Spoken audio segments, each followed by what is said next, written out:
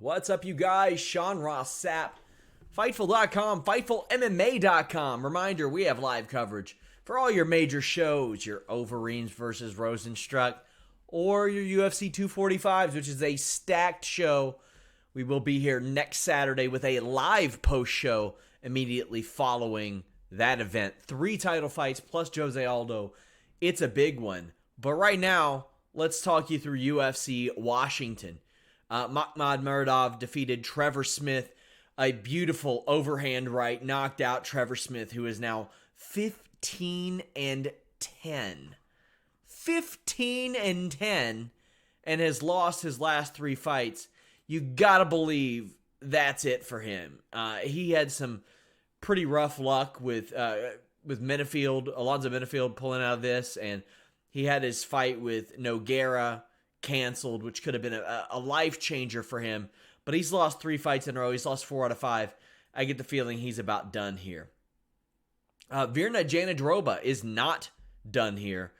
Round 2, she got a submission, a rear naked choke over Mallory Martin. Mallory Martin, not exactly the highest of caliber opponents or anything like that, but Jandiroba looking really good, bouncing back from that loss against Carla Esparza.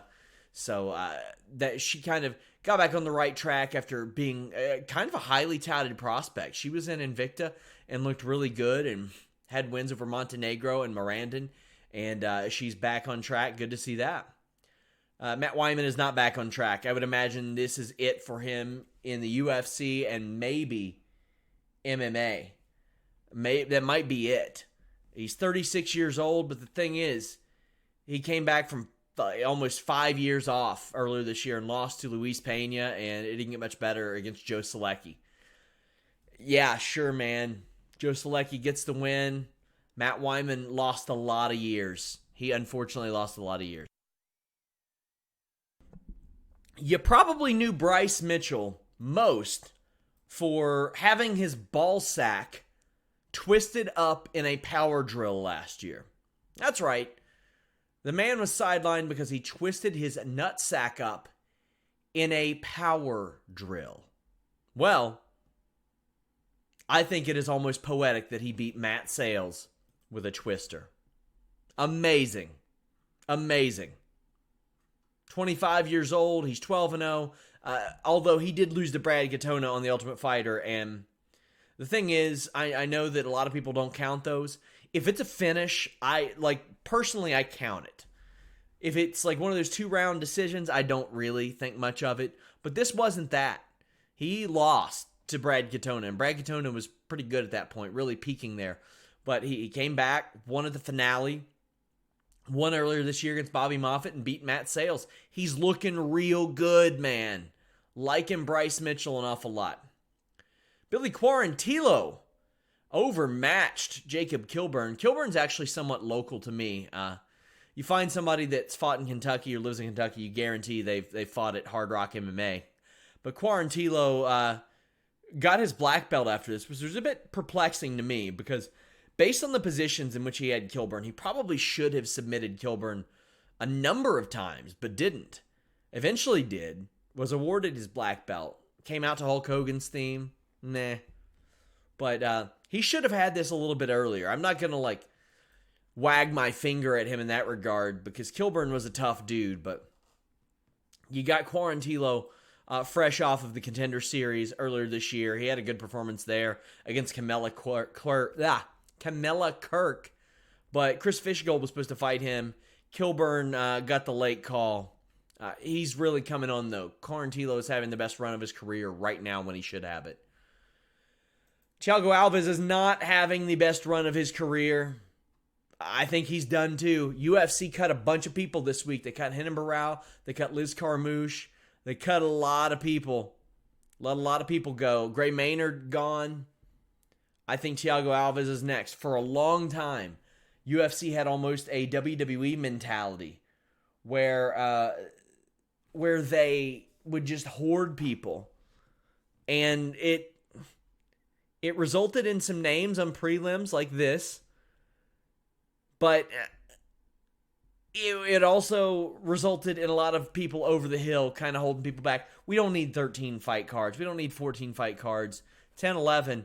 Get rid of the dead weight. It's time for Thiago Alves to go. He's lost 4 or 5. He's lost 2 in a row. His one win out of those 5 was a split decision against Max Griffin. He's 2-6 in his last 8. It ain't good, man. His last finish was 5 years ago at this point. Ready to see them move on from Thiago Alves. Don't need it anymore.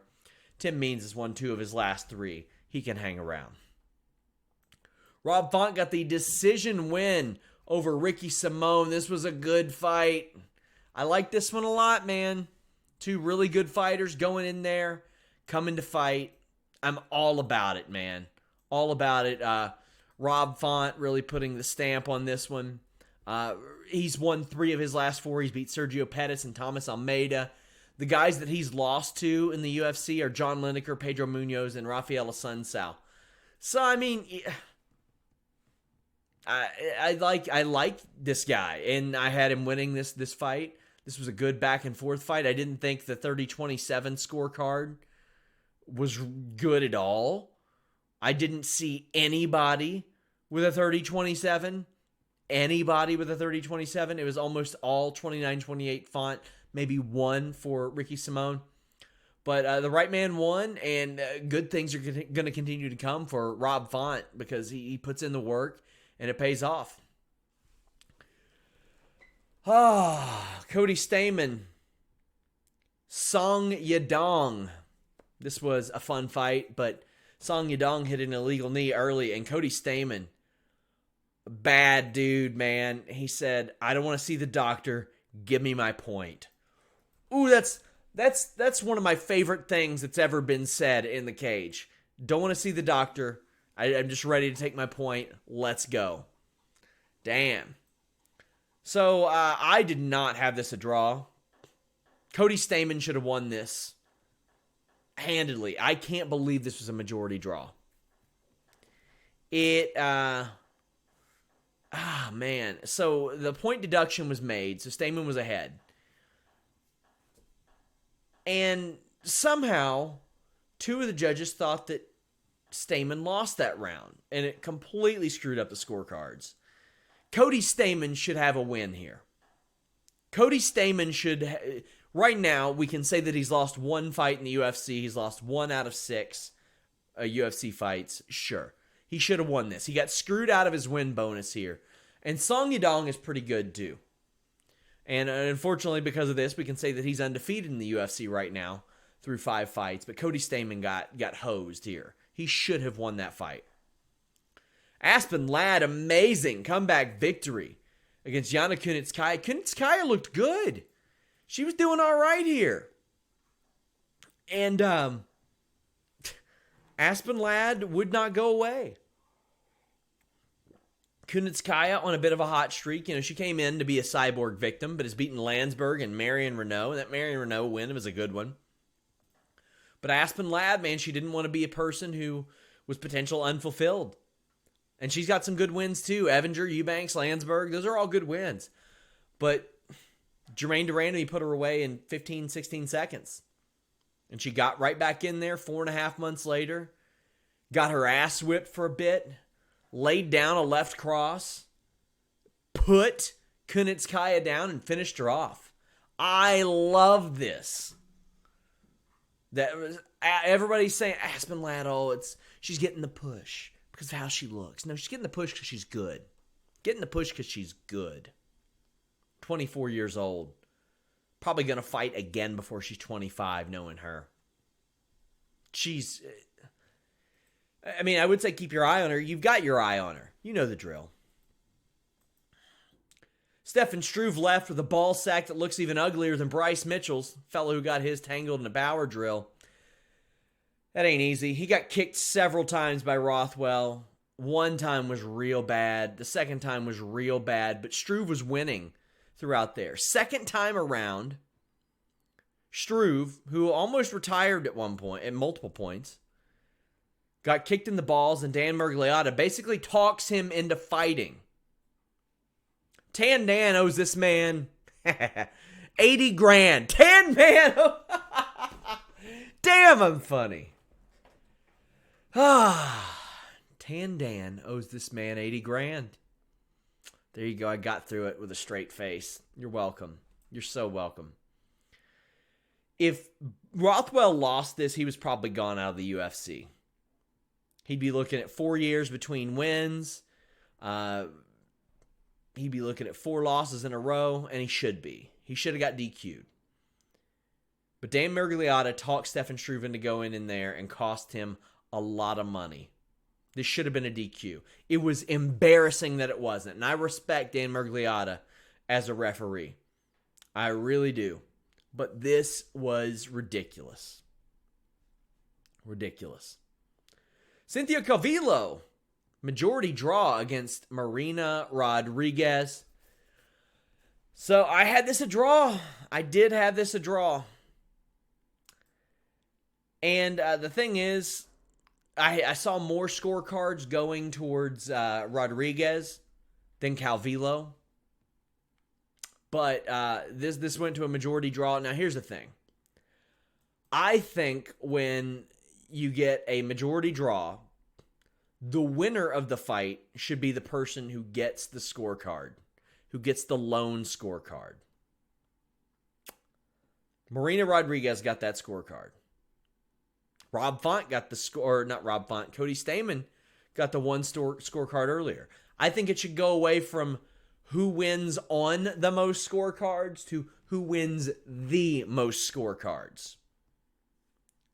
Meaning if you get 2 draws and one person gets one scorecard, that person should win. Just the person who won the most scorecards. It makes it so much simpler.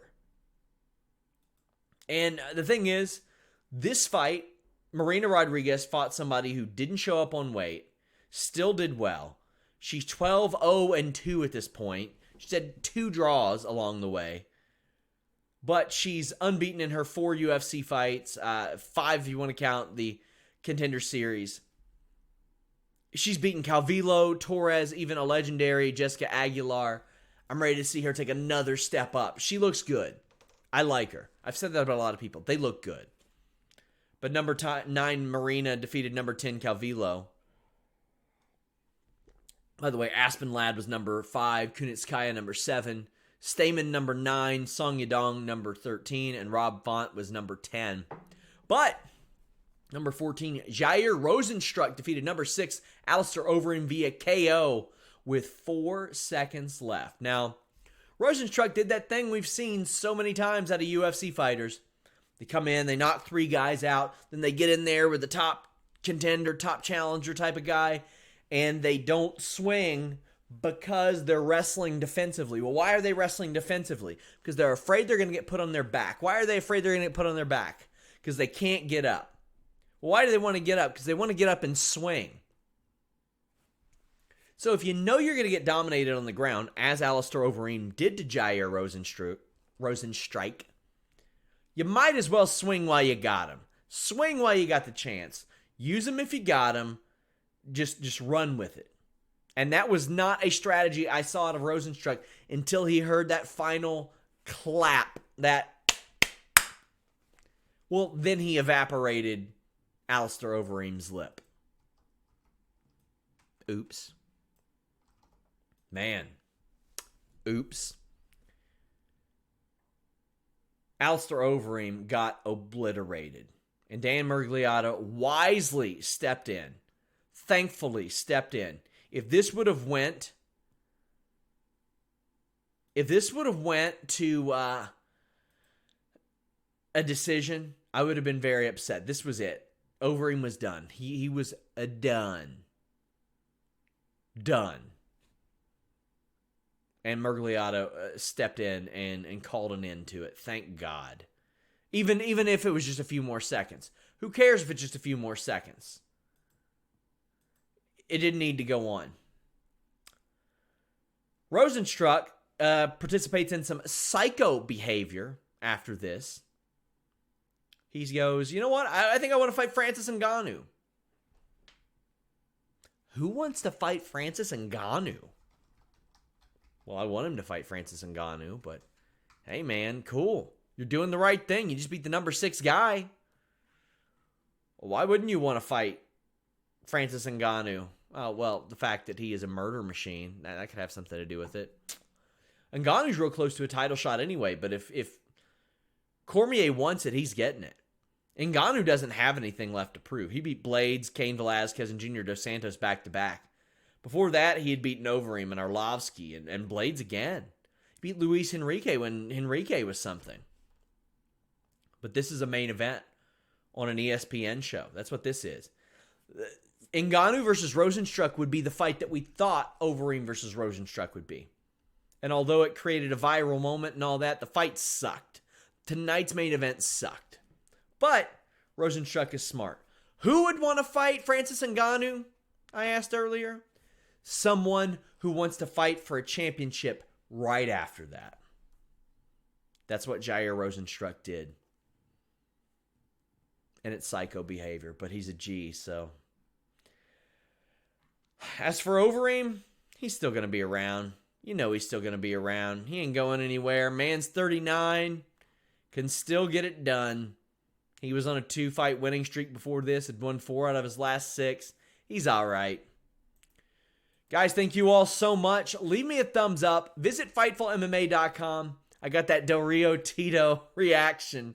Oh, what a trash fire. I'm back with a UFC 245 preview and betting odds this week. Till next time, we're out.